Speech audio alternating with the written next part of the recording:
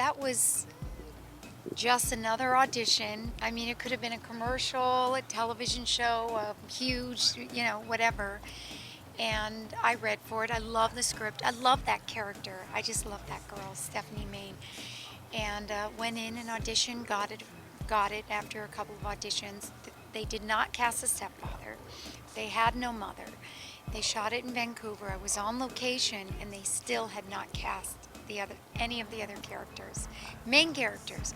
They had all the small parts cast, but the mother and the stepfather, neither one of them were cast yet. I got to read with Terry because he auditioned. So I read with all the different men that they were considering for the part, and he was my fave. And then Shelley, she just showed up one day. They had put out some offers, and so yeah, we just all walked in and did our jobs.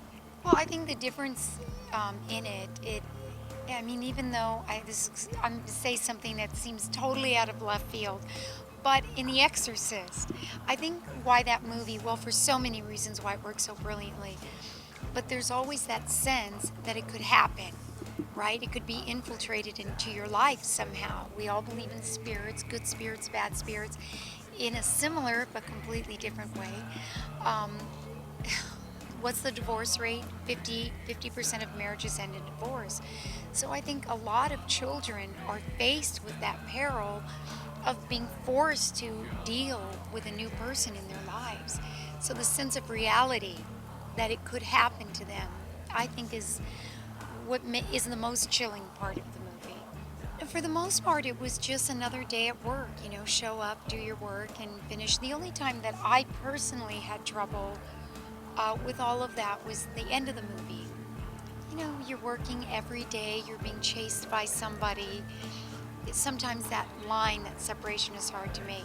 Had nothing to do with Terry, but at night, I think for a week, I had nightmares, recurring nightmares about being chased during that part when we were making that part.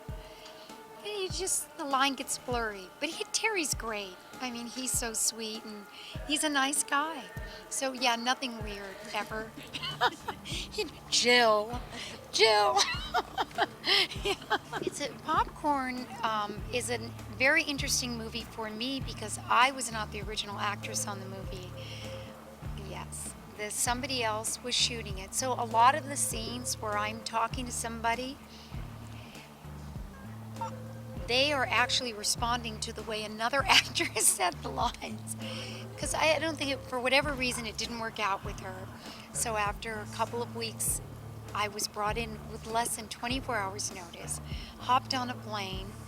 I can't remember if I took a red eye or something. I don't remember, but it was like, I got the phone call, decided to do it, hopped on a plane, and jumped into work. They had all been there for weeks and weeks. They had shot half the movie or something.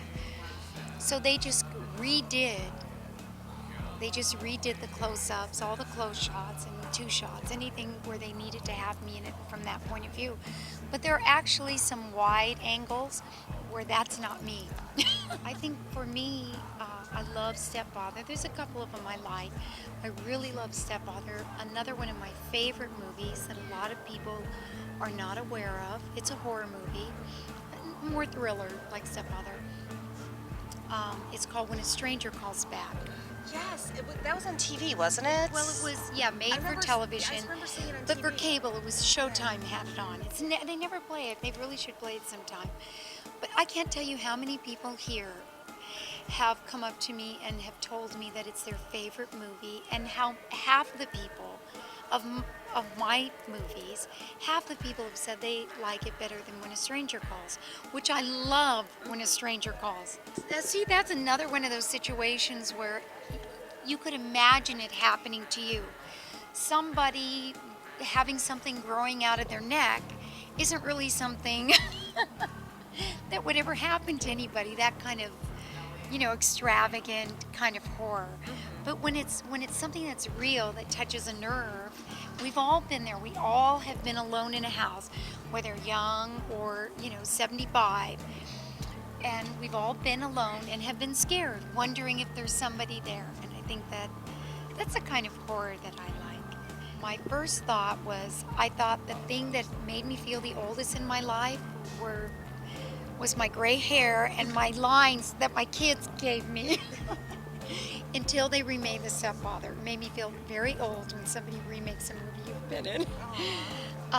But apart from the aging thing, I think in some ways it's a compliment. You know, they liked it enough.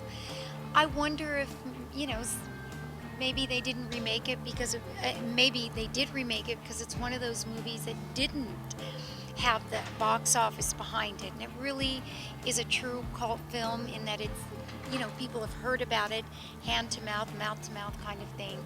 And so they, you know, somebody capitalized on the fact that they couldn't make a movie that so many people had not heard of and that maybe didn't realize was actually a remake.